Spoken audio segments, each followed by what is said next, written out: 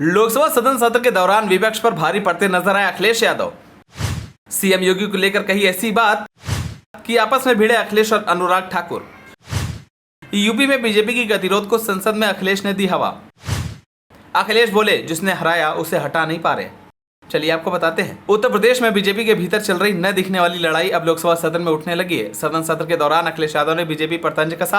अखिलेश यादव ने कहा कि लोकसभा चुनाव में यूपी की हार ने बीजेपी में बड़े नेताओं के बीच नमस्ते भी बंद कर दिया है। अखिलेश यादव यही नहीं रुके। सपा मुखिया अखिलेश यादव ने सत्ता पक्ष से यहां तक कह दिया कि जिन लोगों ने यूपी में आपको हराया आप उसे भी नहीं हटा पा रहे। संसद में अखिलेश के इस दो तंज के बाद सवाल उठ रहे हैं कि क्या अखिलेश यादव ने दिल्ली से लखनऊ तक के गतिरोध को हवा देने की कोशिश की है। अखिलेश यादव बजट अभिभाषण पर बोल रहे थे। इसी दौरान उन्होंने अग्निवीर स्कीम पर निशाना साधा। अखिलेश यादव के बयान का बीजेपी के नेताओं ने विरोध कर दिया, जिसके बाद अखिलेश यादव ने सांसद अनुराग ठाकुर से कहा कि खड़े होकर बोल दो कि यह स्कीम सही है। अखिलेश यादव के कहने पर अनुराग उठे और अग्निवीर स्कीम पर बोलने लगे। उन्होंने कहा कि इस स्कीम में सबको नौकरी मिलेगी।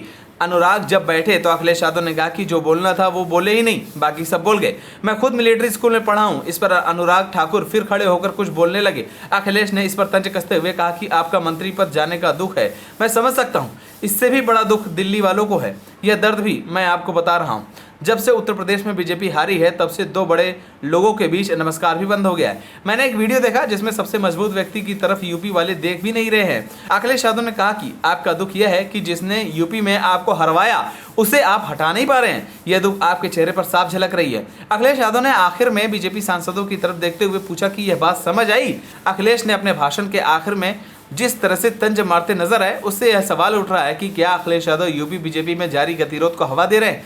अखिलेश ने इशारों में जो दो तंज किए उसके बाद लखनऊ से दिल्ली तक एक ही सवाल चर्चा में है, आखिर यह दोनों इशारा किसकी तरफ था। बात पहले अखिलेश के पहले तंज की। अखिलेश ने नमस्कार को लेकर जिस वीडियो का जिक्र किया है, कहा जा रहा है कि वो वीडियो बीजेपी की मंत्रिपरिषद की बैठक के बाद की है। जो वीडियो वायरल हुआ उसमें यूपी के मुख्यमंत्री योगी आदित्यनाथ खड़े हैं।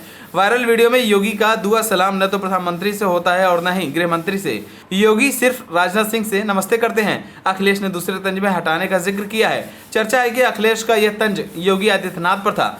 लोकसभा चुनाव के बाद कहा जा रहा है कि बीजेपी के अंदर सब कुछ ठीक नहीं चल रहा है। हाल ही में अपने ही सरकार के खिलाफ केशव प्रसाद मौर्य की तल्ख टिप्पणी सामने आई थी।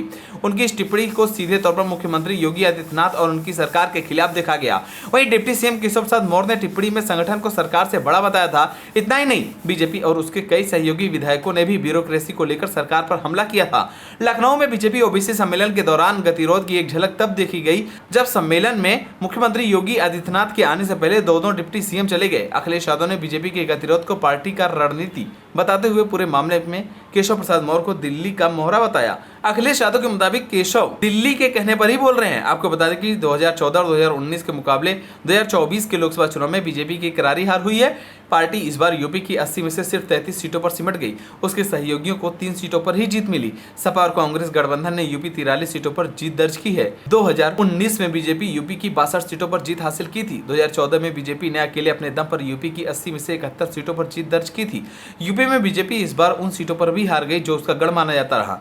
मसलन अयोध्या, चंदौली और सुल्तानपुर जैसी सीट बीजेपी इस बार हार गई, जिसके बाद से ही बीजेपी सदमे में है और अपनी हार की वजह ढूंढने लगी है। हालांकि बीजेपी को अंदर ही अंदर अपनी हार की वजह पता है, लेकिन फिर भी कोई न कोई हथकंडे अपना रही है। बहरहाल जब तक लोकसभा का सत्र चलेगा तब तक ऐसे ही सदन में हंगामा देखने को मिलती रहेगी। आप सभी का अखिलेश यादव को लेकर क्या राय है हमें कमेंट कर जरूर बताएं। अगर आप नए तो हमारे इस चैनल को सब्सक्राइब करें।